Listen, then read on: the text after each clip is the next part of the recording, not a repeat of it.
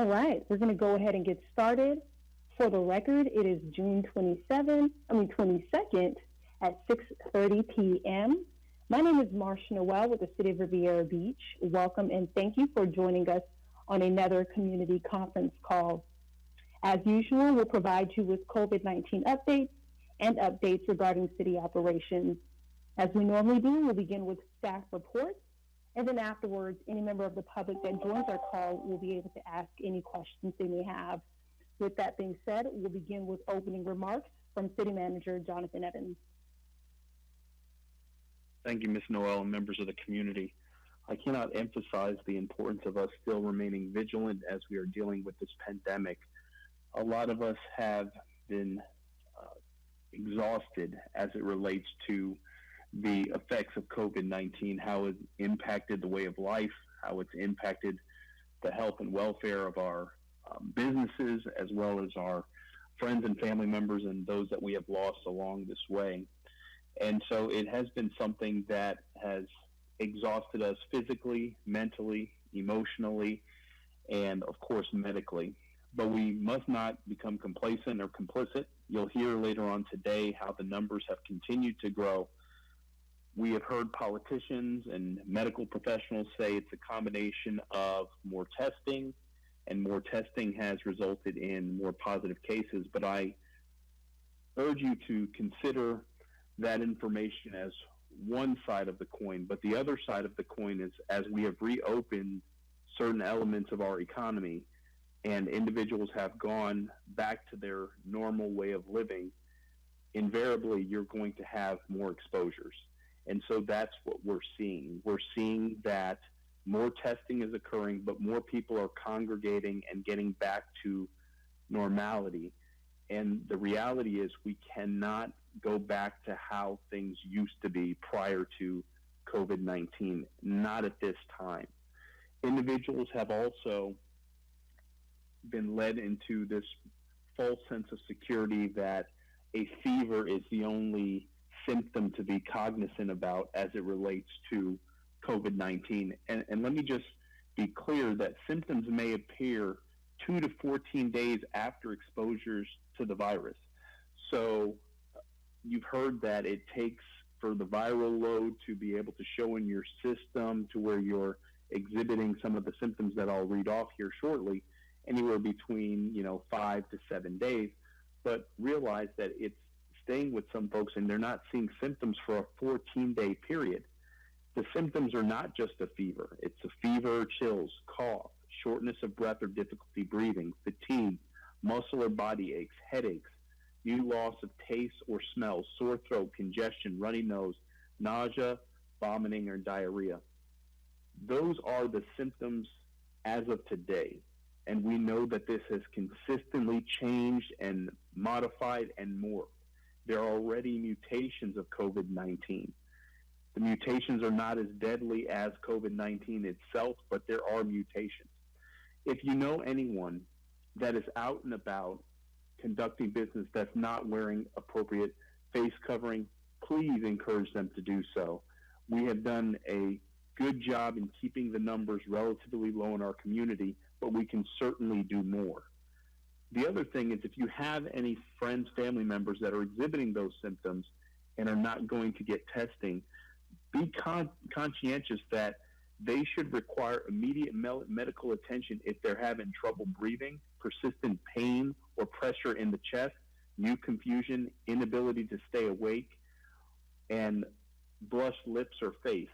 So be cognizant if you have friends and family members that don't want to go get tested for whatever reason, that we do not let them deal with these things alone, that we take it upon ourselves to make sure they get the appropriate care, because the faster that medical attention is rendered when individuals are COVID positive, the better chance they have of being able to recover from this virus. We're also seeing growth in younger individuals being exposed to the virus. Traditionally, and based on the information that we've been communicated from all of the media sources as well as the CDC, is that individuals with immune deficiencies or individuals over the age of 60 and 65 were those that were more inclined to be negatively or adversely impacted by this virus. But you're seeing exponential growth in the individuals from the age of 15 to 24, 25 to 34, and 35 to 44. Your numbers, and this is recent numbers, your numbers are going to show the growth in the individuals 25 to 34 now outpaces those individuals that we were communicating to you earlier that were testing positive at a higher rate. The median age has also decreased. The median age for individuals testing positive for COVID is 44, and in the state, 43. So we have to do a better job as young people, as senior citizens, as a community holistically to educate and inform individuals about the importance of wearing face coverings. There's data out there that shows that if two individuals are wearing a mask and one individual has COVID, that there's almost a 2%, barely a 2% chance of contracting the virus. But it's important that we make it abundantly clear to individuals that they should and must wear facial coverings. I will be executing an emergency order later on this week, and hopefully the county makes a decision to mandate the wearing of masks in Palm Beach County. But we will take emergency actions to require individuals to wear masks in the city of Riviera Beach. We do certainly want to fall under the emergency order that would be issued by the county administrator, but the city of Riviera Beach was one of the only cities when the conversation occurred that we continued to advocate for the wearing of masks. Miami-Dade and Broward County are seeing slower growth in the virus than Palm Beach County. We are not immune from catching this virus, and so we have to consistently take the steps that we have taken. As an agency, we've provided well over 60,000 masks, and you will hear that today when staff does present some of the distribution efforts that we have undertaken. So please, be vigilant, be cognizant. No one is immune from this. You're also seeing individuals ages 5 to 14. Those numbers are starting to register. That out of the cases in Palm Beach County, 380 of those cases are individuals 5 to 14. Our concern is if our young people get the virus and are asymptomatic and then go home to mom and dad or grandma, this can be something that has a huge impact on a family. So please take the recommendation and the guidance that's being provided seriously. City services continue to be up and operational. City Hall is open for appointments only. If you would like to schedule an appointment, the number is 561-845-4000. If you want to get in the same day, we just ask for you to call in the morning and we'll be able to work you in. City staff is still responsive via email and telephone calls, but we have ramped up some of our staffing complement to be able to accommodate the community's demand. We have not flipped the switch on recreation services and some other elements just because we are still concerned, especially in light of the numbers increasing.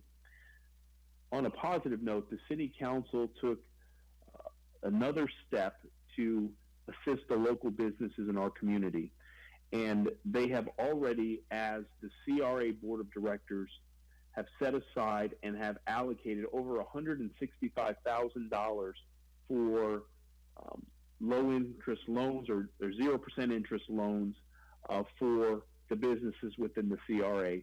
So the same elected body in their form as the City Council approved $200,000 0% small business loans, but they are more so structured as a grant. And so in the event that you receive the loan, and the loan is about $5,000, and with that loan is scheduled to be, or the documents and the application process is set to be released on Friday the 22nd. If you cannot pay back that loan, we are saying participate in activities and some of the classes that we have through the CRA to be involved in your community, and that will be a payment in lieu of the cash that was contributed by the city of Riviera Beach. So it gives you an opportunity to effectively apply for this grant, receive it, and by participating in activities that will make you a better, smarter, more successful entrepreneur, you can see yourself in a situation going through this class, learning, and not having to pay back that grant of $5,000. Obviously, it's limited. It's going to be competitive, but we want to get this process and these funds out as quickly as possible.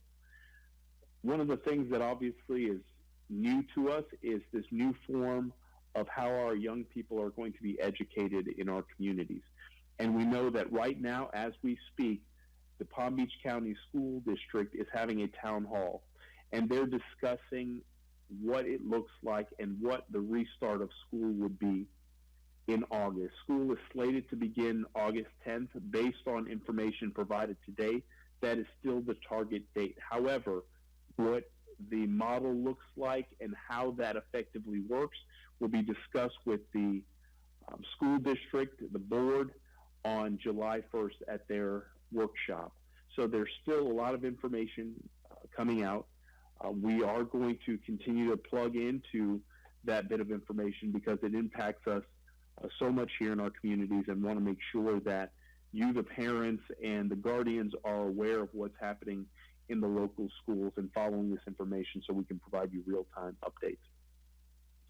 Again, in closing my remarks, I want to thank you all for the compliance and working with us, whether it's the beach, whether it's wearing a mask, whether it's city services and us trying to be as responsive as possible.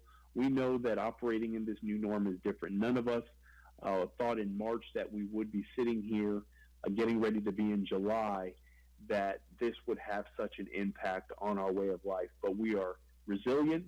We shall persevere. We shall overcome. But we have to take incremental steps as a community to do this together, to go on information based on science and data and medical professionals, and not, speculation, hearsay, or sensationalization. Because if we do, we're going to find ourselves seeing our numbers in our community grow exponentially. And when you hear the numbers in other communities that are being labeled, hotbeds and targeted areas, we don't want to be on that list. And we have fought to not be on that list. So continue to fight with us, and I guarantee you we will be able to come out of this better prepared and more resilient for the future of what our community has to hold. And so, again, thank you, everyone, for being on the call. And at this time, I turn the presentation back over to you, Ms. Noel. Thank you, Mr. Evans. Next, we're going to hear from our Operations Section Chief, Chief Curd. Good evening, everyone. John Curd, Interim Fire Chief, serving as your Operations Section Chief. As always, I'm going to start off and discuss some of the newest numbers that have come out from the Florida Department of Health. Currently in the state of Florida, we are now over 100,000 cases in the state of Florida, at 1,217. In the state of Florida, there have been 3,173 deaths reported. In Palm Beach County, there has been a total of 10,943 cases since the beginning of the pandemic, with 468 deaths being reported. In Riviera Beach proper, we are over 100 cases. We now have 120 cases in the city of Riviera Beach, and the zip code now of 33404 has now been highlighted in red in the Florida's COVID-19 data surveillance dashboard, meaning in that zip code, which incorporates West Palm, Riviera, Lake Park, North Palm, Palm Beach Gardens, and Palm Beach Shores, there are over 300 confirmed cases. To try to drive home some of the information, and as Mr. Evans has mentioned in his comments, this is not over. This is actually far from over. In the United States, in the last week, there's been an 8% increase in the total number of cases, and they're averaging over 27,000 new cases a day. In the state of Florida, just in the last week, there has been a 26% increase in the number of cases, and we're averaging over 3,300 new cases a day. In Palm Beach County, there's been a 19% increase in the number of cases, and we're averaging just shy of 300 new cases a day. These are very significant numbers.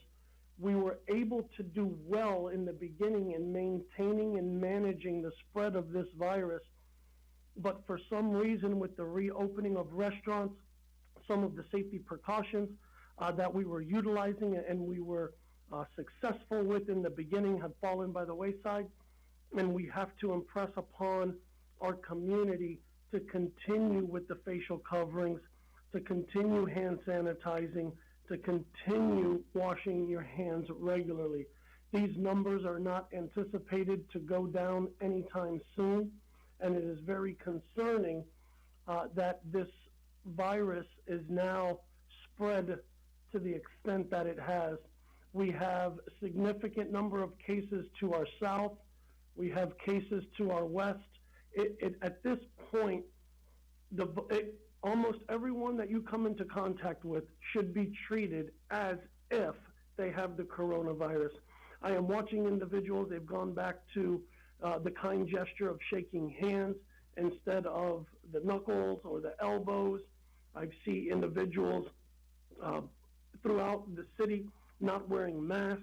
Hopefully, Palm Beach County will pass a mandatory requirement for use of masks in certain public buildings where social distancing is not possible, so we can look to slow down and hopefully soon eliminate this viral spread. As Mr. Evans mentioned in his comments earlier, the age group of 25 to 34, the number of positive cases in that age group, as well as the 15 to 24 age group, is growing exponentially. The biggest concern is that age group, as I've mentioned in calls before, are usually healthy young adults who will not tend to show symptoms. They may be asymptomatic. So while Mr. Evans lined out a list of symptoms that you may have, please also remember you may not have any of them, and you can still be a carrier of the coronavirus or COVID-19. And really our concern is, while we are concerned with all age demographics, we're most concerned with our elderly and our most vulnerable population, those who have pre-existing medical conditions. And the issue that we're running into is these young asymptomatic carriers are coming back home, spending Father's Day with their family, spending weekends with their family, visiting their grandparents' house, and they could actually be doing more harm than good to their own family members. We have to impress upon our young community that we're going to need them in this time. We're going to have to ask them to comply with wearing the mask. I know this younger generation tends to be a generation that doesn't want to comply well at certain times with certain requirements, and we just have to plead with them to please ensure that they're washing their hands, please ensure that they're wearing facial coverings, because that's the group, the demographic group that's going to cause the most harm moving forward. So again, I just have to plead to our community, continue with the efforts that we started off with. Let's try to finish this out with the same energy. This is going to be a long road, but I think we can do it together. And remember, we are in this together. So please be vigilant of what's happening around you and take appropriate actions when need be. And that concludes my report. I turn it back over to you, Ms. Noel. Thank you, Chief Curd. Next, we're going to hear from our Leisure Services Branch Beach Leader, Ms. Franks. Yes, good evening, Ms. Noel. Good evening, everyone. Lady of Franks, Assistant Director of Parks and Rec and Leisure Services Group Leader for Incident Command Team. As it relates to our municipal beach operations, our beach monitoring team is still on site and throughout the week and on the weekends. The Parks and Recreation beach monitors, our personnel, police personnel, and our ocean rescue team. For your continued safety, our monitors will continue to enforce, remind, and ensure that those CDC guidelines as it relates to COVID-19 are adhered to, such as social distancing, 6 feet, wearing a mask, washing your hands, and using hand sanitizer. The beach operating hours continue to be 9 a.m. to 5 p.m. Monday through Sunday, and our beach restrooms are available. They are cleaned and sanitized throughout the day, and there's also on-site parking. And before you head out, remember you can check out our beach at www.rivierabeach.org or any of our social media outlets. And as Mr. Coach said, remember, we must continue to work together to stay healthy together. And that concludes my update. Thank you, Ms. Noel. Thank you. Next, we're going to hear from our Health and Human Services Section Chief, Ms. Grimsley.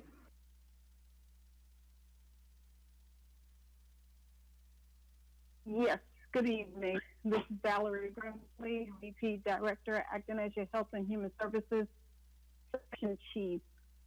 Health and Human Services continue to provide food distributions once a week on Fridays at Wells Recreation from 9 to 11 a.m. Health and Human Services has completed Friday distributions.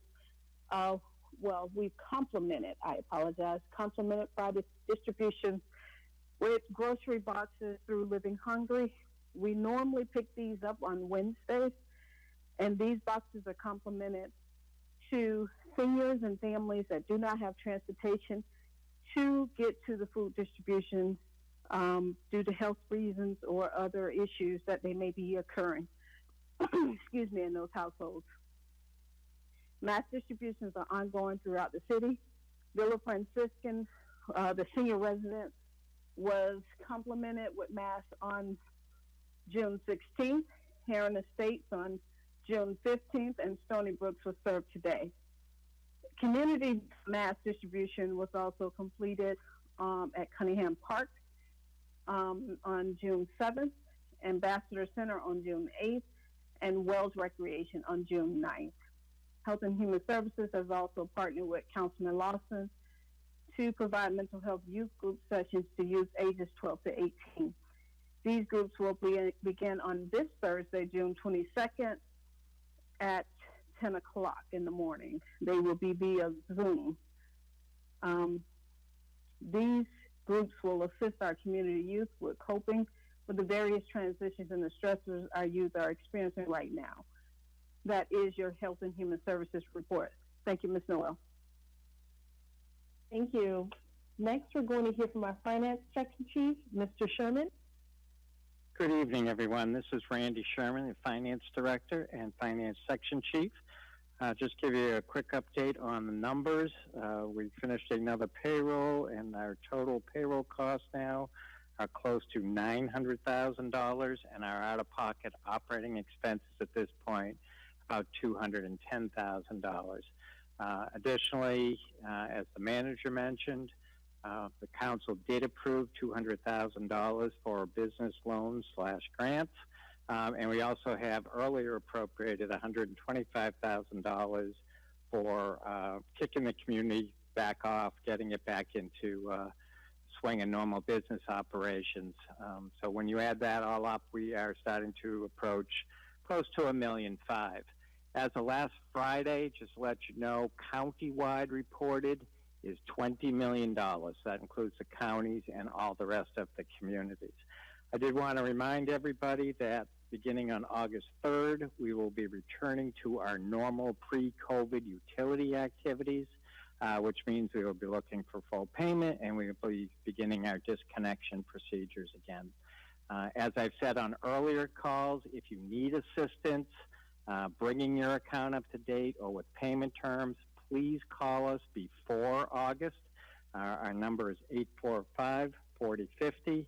Again, we would rather hear from you now than in the month of August, so we can take care of those issues and there's no interruption of service.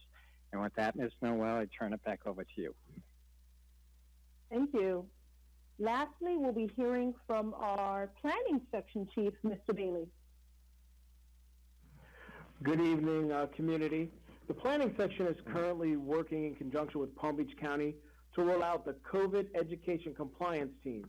This is a group of staff members who are going to fan out into the community and our businesses and try to do an educational awareness program to make sure that they understand how to operate their businesses in this COVID environment.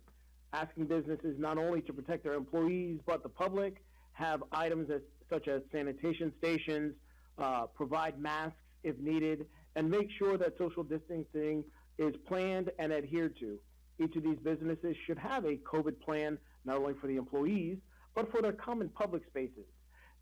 We appreciate your health and safety, and we're looking to partner with our business community to bring this plan to fruition so we can return to what is as close to a normal life as possible as soon as possible. That is your planning report, and I return it to Ms. Noel.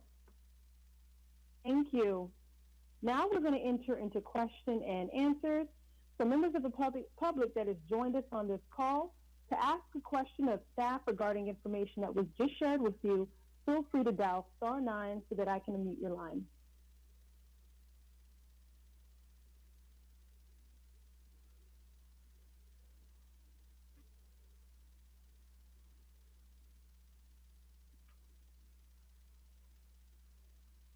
Okay.